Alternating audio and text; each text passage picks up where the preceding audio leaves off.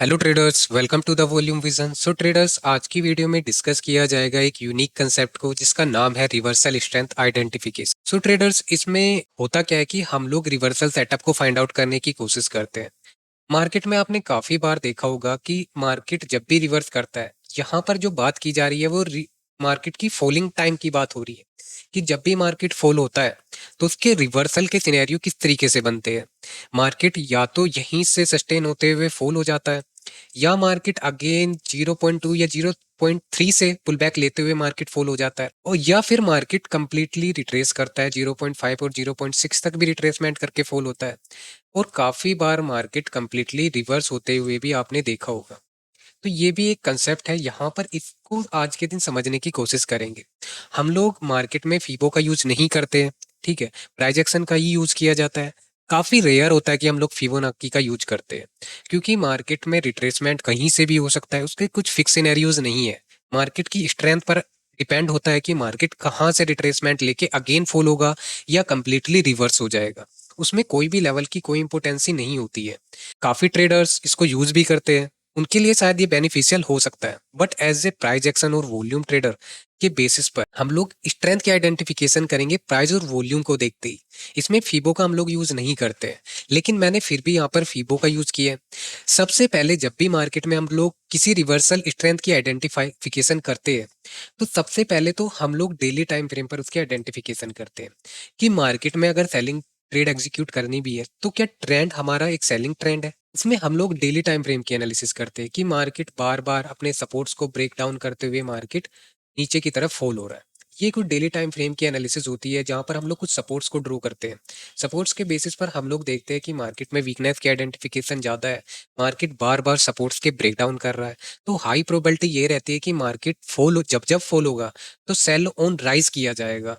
तो इस तरीके का एक व्यू बनाया जाता है यहाँ पर। अब यहाँ पर देखिए होता क्या है कि जब हम लोग प्राइस और वॉल्यूम को एनालाइज करते हैं, तो एक डायरेक्शन पहले से ही क्लियर होती है कि हमें सिर्फ और सिर्फ सेलिंग ट्रेड ही एग्जीक्यूट करना है, क्योंकि हम लोगों ने डेली टाइम फ्रेम पर एनालिसिस कर लिया है।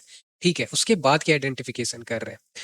क्योंकि होता क्या है कि मार्केट में देखिए हो तो दोनों ही सकता है। ये नहीं है कि मार्केट अगर सेलिंग ट्रेंड में है तो मार्केट सिर्फ गिरता ही चला जाएगा, ठीक है, वो रिवर्सल नहीं कर सकता, ऐसा बिल्कुल नहीं है। वो रिवर्सल भी कर सकता है और फॉल भी हो सकता है, दोनों ही सिनेरियो बनते हैं, लेकिन क्या उसकी आइडेंटिफिकेशन होती है। अब यहाँ पर देखिए हम लोग क्या करेंगे, हम लोग एक ऐसी मार्केट को ड्रॉ करेंगे कि जब मार्केट फॉल होगी तब हम लोग कैसे उसको आइडेंटिफाई करेंगे। हमें क्या करना है, जब भी मार्केट गिर रही हो, या तो मार्केट पहली कैंडल में ही गिर जाए या एक से दो कैंडल के बाद गिर जाए, यानी कि कुछ इस तरीके की फॉर्मेशन आपको दिख सकती है। एक से दो से तीन कैंडल लगातार मार्केट गिरती रही तो मार्केट का एक स्विंग क्रिएट होता है वहां पर, कि मार्केट पहला सपोर्ट क्रिएट करता है, फिर यहाँ से आगे मार्केट प्रोसीड करता है कि मार्केट यहाँ से रिवर्स करेगा या थोड़ा सा पुल बैक लेने के बाद अगेन फॉल हो जाएगा। ये कुछ हम लोग बेसिक सा व्यू वहां पर रखते हैं। मार्केट हो सकता है पहली कैंडल में भी काफी गिर जाए, ठीक है, उसकी आइडेंटिफिकेशन अलग होती है, लेकिन वहां पर ऑब्जर्व करना होता है वॉल्यूम्स को, कि जब भी मार्केट फॉल हो रही हो तो आपको ऑब्जर्व ये करना है कि यहाँ से जब मार्केट यहाँ तक आया है उसमें वॉल्यूम्स किस तरीके की आई थी। ठीक है, वॉल्यूम्स डिक्रीज होती जा रही है, ठीक है, वॉल्यूम्स इंक्रीज होती जा रही है, ये सब चीजें आपको नोटिस करना है वहां पर। ठीक है, अब देखते हैं सिनेरियो किस तरीके से बनते हैं। ठीक है, एक वी शेप रिकवरी होती है, उसमें तो कोई ट्रेड एग्जीक्यूट कर ही नहीं सकता है। ठीक है, कि मार्केट ऐसे आया और ऐसे चला गया, उसको ट्रेड करना तो काफी डिफिकल्ट होता है। अब हम लोग आइडेंटिफाई करेंगे रिट्रेसमेंट को, कि मार्केट यहाँ से गिरा, तो अब हमें करना क्या है, कैसे आइडेंटिफिकेशन करना है। तो देखिए इसको ऑब्जर्व करने की कोशिश करते हैं। यहाँ पर अब हम लोग देखेंगे कि मार्केट यहाँ पर रिट्रेसमेंट करता है। हमें यहाँ पर बाइंग को देखना है कि ये मार्केट का ऐसा पहला बायर था जिसने मार्केट में एक पुल या बाइंग साइड का मोमेंटम किया। हमें इसको ऑब्जर्व करना है, और यहाँ पर फिर क्या करना है, वॉल्यूम्स को देखना है, ऑब्जर्व करना है। सबसे पहले मार्केट जो भी स्विंग्स लगाए उसको ऑब्जर्व करना है। सपोज करिए मार्केट ने ये पहला एक स्विंग लगाया, ठीक है, और मार्केट में यहाँ से एक रेजिस्टेंस क्रिएट हुआ। अगर ये वीक ही है तो यही लेवल एज ए रेजिस्टेंस बनती रहेगी और मार्केट यहाँ से फॉल हो जाएगा। ठीक है, लेकिन बहुत बार आपने ऐसा देखा होगा कि मार्केट क्या करता है, अपसाइड मोमेंटम करने की कोशिश करने लग जाता है। तो हम लोग क्या करते हैं, वहां पर देखेंगे कि मार्केट में हम लोग सेकंड बायर को देखते हैं। ये मार्केट का पहला बायर था, ये मार्केट का सेकंड बायर है। इसने क्या किया, इसने इस स्विंग का ब्रेकआउट किया। ठीक है, इस स्विंग का ब्रेकआउट किया है, या मैं इसको लेवल टू लेवल ड्रॉ करता हूँ ताकि आपको थोड़ा सा और बेटर लगे। पहला बायर आया यहाँ पर, ठीक है, इसने एक पुल बैक लिया, सेकंड बायर आया, इसने एक पुल बैक लिया, और अगेन थर्ड बायर आया। ठीक है, इसने एक पुल बैक लिया। तो अब मार्केट क्या कर रहा है यहाँ से? मार्केट का जो पहला बायर आया था वो इस लेवल पर आया, सेकंड बायर यहाँ पर आया क्योंकि इसने इसका ब्रेकआउट किया और इसी लेवल को एज ए सपोर्ट भी वर्क किया। फिर मार्केट में एक तीसरा बायर आया, ये मार्केट में तीन बायर्स यहाँ पर आए।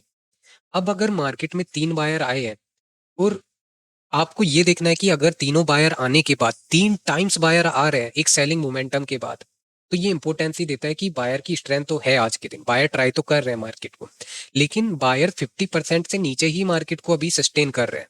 उनकी तीन टाइम बायर्स आने पर भी मार्केट 0.5 के ऊपर सस्टेन नहीं हो पाया है, सिर्फ अभी स्विंग लगा है। ठीक है, इंपोर्टेंस ही नहीं है। यही प्राइस अगर ऊपर निकल गया होता, ठीक है, यहाँ पर, तो इस जो रिवर्सल है ना, ये भले ही सेलिंग यहाँ से आ रही है ऊपर से, अभी ये इसका रिट्रेसमेंट ही चल रहा है, लेकिन इसकी स्ट्रेंथ की आइडेंटिफिकेशन बढ़ जाती। यानी कि आज के दिन जो बायर्स आ रहे थे वो स्ट्रॉन्ग बायर है, जो कि रिट्रेसमेंट कर पा रहे हैं। अगर इस लेवल तक रिट्रेसमेंट कर रहे हैं, यानी कि उनकी इंपोर्टेंसी काफ़ी ज़्यादा है, मार्केट को वो जल्दी गिरने नहीं देंगे। और अगर मार्केट गिरता भी है तो वो केवल और केवल सिर्फ इस कैंडल के लो तक ही जा पाएंगे, इसके नीचे ज़्यादा मार्केट को नहीं लेके जा पाएंगे। इसलिए क्योंकि जिस बायर ने यहाँ पर बाय किया है उसकी स्ट्रेंथ है, तो उसके लिए भी एक रीटेस्ट बन जाता है कि वो यहाँ पर क्या करेगा, उसका रीटेस्ट हो जाएगा बायर का जिसने यहाँ पर बाय किया गिरती हुई मार्केट में। उसको रीटेस्ट ये एरिया मिल जाएगा, तो वो यहाँ से बाइंग करने की कोशिश करता है। हालांकि ऐसे नहीं होता है, क्योंकि बायर्स को तो जितना प्राइस वो नीचे मिलेगा वो नीचे से उठाने की ज़्यादा कोशिश करता है। लेकिन इंट्राडे बेसिस पर ये पॉइंट बहुत ज़्यादा इंपॉर्टेंट हो जाता है। आपको मार्केट में ये पॉइंट आपका सेफ रहने की कोशिश करता है। ठीक है, यहाँ से मार्केट नहीं गिरता जल्दी से, गिरता भी है तो बहुत रेयर, बहुत कम गिरता है मार्केट। या तो बहुत एग्रेसिव सेलिंग आई हो या निफ्टी फिफ्टी काफ़ी ज़्यादा वीक हो। ठीक है, और मार्केट में हम लोग देखेंगे कि हम लोग अभी ऑब्जर्व यही कर रहे हैं कि तीन टाइम्स बायर आने पर भी मार्केट अपना इस लेवल तक नहीं, इस लेवल के ऊपर नहीं निकल पाया है। अब जरूरी नहीं है कि भले ही ऊपर नहीं निकल पाया तो जरूरी नहीं है कि मार्केट यहाँ से रिवर्स नहीं हो पाएगा, वो बिल्कुल हो सकता है। हमें क्या ऑब्जर्व करना है, हमें अगर सेलिंग ट्रेड एग्जीक्यूट करनी है तो हमारे लिए ये लेवल इंपॉर्टेंट हो जाती है जो कि थर्ड बायर है।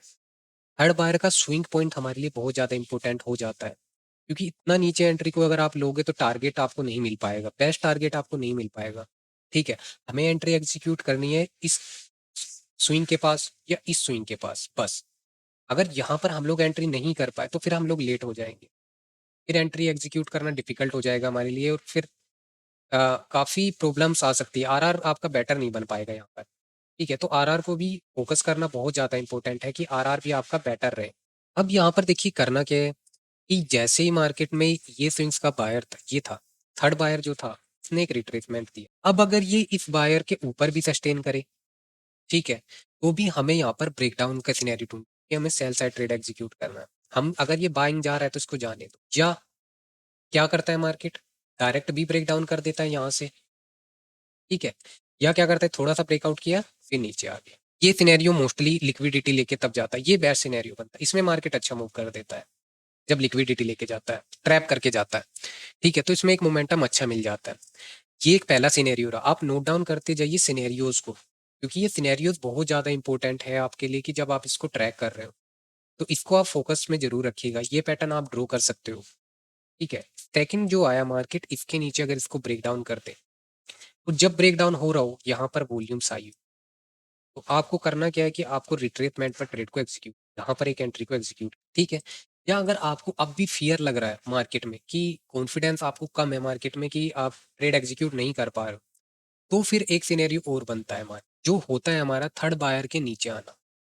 थर्ड बायर के नीचे आया, यही लेवल आपका रेजिस्टेंस वर्क करता दिख जाए आपको, यहाँ सस्टेनेबिलिटी, तो ये तो और भी ज़्यादा बेटर बनता है। यहाँ से भी मार्केट में अच्छा मोमेंटम आपको मिल जाता है। ठीक है, इसमें थोड़ा एसएल आपका बड़ा हो सकता है, पर इस स्विंग के ऊपर भी आप ऐसे लेके चल सकते हो। थोड़ा एंट्री नीचे होती है, मोमेंटम थोड़ा कम रहता है। आरआर शायद 1:1 1:2, तो फिर भी कोशिश ये रहती है मिल जाता है। ठीक है, क्योंकि एसएल काफ़ी छोटा है, एसएल छोटा है तो फिर आरआर बेटर आ जाएगा। ठीक है, लेकिन एक सिनेरियो यहाँ से और भी बन जाता है कभी कभी। कभी कभी मार्केट, आपने ऐसे भी देखा होगा, जो मैं सिनेरियो आपको आपको बताऊंगा कि बाइंग भी जा सकता है, ऐसा नहीं है कि बाइंग नहीं जा सकता। निफ्टी फिफ्टी और सेक्टर को ट्रैक करना भी बहुत इंपॉर्टेंट इसीलिए हो जाता है कि निफ्टी आपका रिवर्स ज़्यादा कर रहा है, तो स्टॉक फिर फॉल नहीं होगा, वो पुल बैक लेके वो आपको ट्रैप करके यहाँ से फिर ऐसे निकल जाएगा। तो निफ्टी 50 और सेक्टर को भी आप ट्रैक करते रहिए, उससे आपको इंपोर्टेंसी मिलेगी यहाँ पर ट्रेड को एग्जीक्यूशन। तो नेक्स्ट सिनेरियो को अगर देखा जाए, नेक्स्ट सिनेरियो हमारे पास बनता है कि मार्केट नीचे डायरेक्ट आ जाता है। ठीक है, नीचे डायरेक्ट आया, कोई भी ज्यादा वॉल्यूम्स के ब्रेकआउट नहीं, रिट्रेसमेंट करता है और यहाँ पर आपको कर देगा ट्रैप। जैसे ही यहाँ पे ट्रैप होगा ये अगेन आपके ऊपर आ जाएगा। ये पूरा रिवर्सल अभी नहीं होगा, एक डबल बॉटम का पैटर्न आपको यहाँ बनते हुए दिखेगा। ये फिर से यहाँ पर सस्टेन होगी। सिर्फ डबल बॉटम बनने से ही आपकी कंफर्मेशन नहीं। थर्ड बायर को जब हम लोग रिवर्सल के लिए देखते हैं तो वो ऐसे ही देखते हैं कि मार्केट में जो थर्ड बायर का ब्रेकडाउन है वो एक स्ट्रॉन्ग वॉल्यूम के साथ नहीं होता है। तब मार्केट क्या करता है, यहाँ से आपको फिर से दिखेगा, वीकनेस दिखेगी, स्टॉक्स वीक दिखेगा, लेकिन यहाँ से वो इस तरीके से मोमेंटम करता है। एक डबल बॉटम का फॉर्मेशन यहाँ पे मिलता है और अगेन फिर ऊपर की तरफ सस्टेन करता है। इस थर्ड बायर की इंपोर्टेंस यहाँ इंक्रीज हो जाती है। हमें मार्क या लिखते रहना है, जब चार्ट आपने ओपन कर रखा है तो चार्ट पर आप टूल्स होते हैं, इनसे आप लिख सकते हो कि पहला बायर आया है, सेकंड बायर आया, फिर थर्ड बायर आया। अब थर्ड बायर के ये ऊपर सस्टेन कर रहा है। ठीक है, थर्ड बायर के ऊपर सस्टेन कर रहा है, जैसे कि एक सिनेरियो में बताया गया था कि यहाँ से फिर ये रिवर्स करता है। ठीक है, यहाँ से रिवर्स करता है, लेकिन उस टाइम पर अगर ये बाइंग साइड का रिवर्सल कर रहा है तो आप निफ्टी को भी उस टाइम पर जरूर देखिएगा कि निफ्टी 50 उस समय रिवर्स हो रहा है नहीं हो रहा है। क्योंकि बहुत बार ऐसा होगा कि निफ्टी 50 अगर गिर रहा है ना तो ये थोड़ा सा अप जाने के बाद वापस गिर जाएगा, जो हमारा सेलिंग का ट्रेड था वहां पर, उस तरीके से मोमेंटम करेगा। तो जब ये रिवर्सल फॉर्म कर रहा हो उस समय निफ्टी 50 को आप देखिए, अपने चार्ट को डिवाइड करिए आप टू पार्ट्स में। एक तरफ आप अपना स्टॉक का चार्ट लगाइए और दूसरी तरफ निफ्टी 50 का चार्ट लगाइए। वहां पर आप देखिए कि निफ्टी 50 क्या कर रहा है। निफ्टी 50 भी रिवर्स होने की कोशिश तो नहीं कर रहा है क्या, बार बार निफ्टी 50 अपने रेजिस्टेंस को ब्रेक करने की कोशिश कर रहा है, ये आपको ऑब्जर्व करना है वहां पर ये एक सिनेरियो बाइंग का बन जाता है यहाँ से कि मार्केट बाइंग चला जाता है। अब देखिए काफी चीजें मैंने आपके साथ शेयर की है, अब चार्ट को हम लोग देखने की कोशिश करते हैं। इटरनल के इस चार्ट को देखा जाए तो देखिए, अगर हम डेली टाइम फ्रेम पर भी जाए या छोटे टाइम फ्रेम पर भी आप हम इसको ऑब्जर्व कर पा रहे हैं तो हमें यहाँ पर क्या देखने के लिए मिल रहा है कि मार्केट यहाँ से क्या कर रहा है, बाइंग ट्रेंड में नजर आ रहा है। क्यों? क्योंकि कहीं भी मार्केट में आपको सपोर्ट के ब्रेकडाउन नहीं मिलेंगे, बार बार मार्केट रेजिस्टेंस ब्रेकआउट करते हुए ऊपर की तरफ मूव कर रहा है। ठीक है, तो ये चाहे आप डेली टाइम फ्रेम पर भी देखोगे या छोटे टाइम फ्रेम पर भी देखोगे, ये आपको सेम ही मिलेगा कि इसमें ट्रेंड हमारा बाइंग है। अब जैसे कि इस स्टॉक्स में हम लोग एक आइडेंटिफाई करना चाहते हैं प्राइस की स्ट्रेंथ की, कि मार्केट में देखिए इतने अच्छे मोमेंटम के बाद प्रीवियस डेज पर कुछ काफी अच्छा मोमेंटम हुआ, यहाँ से मार्केट ने प्रीवियस डे पर गिरना स्टार्ट किया था। क्या ये और भी ज़्यादा वीक है, क्या ये और ज़्यादा गिर सकता है या नहीं गिर सकता, उसकी आइडेंटिफिकेशन अगर की जाए तो यहाँ से इसको आप ऑब्जर्व करिए। मैं यहाँ से बायर की स्ट्रेंथ को जैसे बताया कि ये जो टैक्स का चार्ट है आप लिखते चलिए यहाँ पे, या आप मार्किंग या आप देख सकते हो कि कहाँ पर कितने बायर्स आ रहे हैं। जैसे कि इस चार्ट को अगर देखा जाए, इस चार्ट पर आप देख पाओगे कि मार्केट ने क्या किया, पहला सपोर्ट लिया और जो पहले ही बायर आया, सिर्फ अभी तक पहला बायर ऐसा आया था जिसने सपोर्ट का फॉर्म किया यहाँ पर और सपोर्ट बनाया, उसने ये डायरेक्ट मोमेंटम कर दिया। ठीक है, हम कोई फिबोनाची यहाँ पे नहीं लगा रहे, आप फिबो का भी यूज कर सकते हो। हम लोग एक स्ट्रेंथ को देखने की कोशिश कर रहे हैं इस स्टॉक्स में। अगर आप ऑब्जर्व करोगे कि इसको अगर मेजर किया जाए, ये देखिए, अगर इस चार्ट को मेजर किया जाए तो यहाँ से एक रेंज बनती है। यहाँ पर आप इस मेजर में आप देख पा रहे हो कि इस 0.5% के ऊपर चला गया, यानी कि 50% से भी ऊपर मार्केट निकल चुका है। तो फिबो भी आप लगा सकते हो या बिना फिबो के भी आप देख सकते हो। अगर इस रेंज को सिर्फ ऑब्जर्व किया जाए तो यहाँ से आप ये देख सकते हो कि जो पहला ही बायर आया था वो इतना स्ट्रॉन्ग आया था कि मार्केट ने 50% से भी ज्यादा रिट्रेस कर दिया। ये सिर्फ पहले बायर की स्ट्रेंथ है अभी तक, अभी सेकंड टाइम तो बायर आया ही नहीं है। और उसने क्या किया, यहीं से रिट्रेसमेंट लिया, प्राइस सस्टेनेबिलिटी दिखाई, यहीं पर सस्टेन करता रहा और मार्केट यहाँ से कंटिन्यू कर गया। ठीक है, ट्रेड एग्जीक्यूशन यहाँ पर भी हो सकती है, लेकिन कोई सपोर्ट तो ब्रेक डाउन हो। ये पहला सपोर्ट ऐसा बना था जो कि ब्रेक ही नहीं हुआ, यहाँ पर कोई भी ऐसा फिर सपोर्ट ब्रेक डाउन नहीं हुआ है जिससे मार्केट फॉल हो जाए। ठीक है, दो ही सपोर्ट आज के दिन बने, एक ये सपोर्ट है, एक इसके ऊपर सपोर्ट है, और दोनों ही सेफ है और मार्केट ने अपसाइड का ब्रेकआउट कर दिया। ठीक है, यहाँ पर देख सकते हो आप, ये काफी अच्छा एक चार्ट था हमारा। अब इसकी भी इंपोर्टेंसी देखिए कितनी ज्यादा है। ये क्योंकि वीक तो हो गया था, लेकिन इस दिन तो मार्केट ने स्ट्रेंथ दिखाई, लेकिन नेक्स्ट डे की इसी लेवल की इंपोर्टेंसी इस तरीके से आइडेंटिफाई किया जाता है। देखिए यहाँ पर इस तरीके से आइडेंटिफाई किया जाता है कि मार्केट में हम लोगों ने इस जोन को आइडेंटिफाई किया और यहाँ से मार्केट ने रिवर्सल कंप्लीट कर लिया। तो ये बेस्ट जोन था मार्केट का, जहाँ से एक बेस्ट ट्रेड को एग्जीक्यूट किया जा सकता था। अब यहाँ पर अगर आप ट्रेड एग्जीक्यूट करोगे तो आपको 1:2 ट्रेड इजीली मिल जाएगी। यहाँ से अगर हम लोग देखिए टारगेट और एसएल सेट करते हैं तो यहाँ पर आप देखो 1:2 आपको मिल जाएगा, लेकिन एक्सपेक्टेशन नहीं कर सकते आप, क्योंकि देखिए एक आप सिर्फ 1:2 नहीं देखोगे, आप देखोगे कि प्रीवियस डे का ये लो पॉइंट था, तो एक गैप फिल था, तो गैप फिल सिर्फ हुआ प्रीवियस डे पर। इन सब चीजों को आपको एड ऑन करके रखना है, इन लेवल की भी इंपोर्टेंसी रखनी है।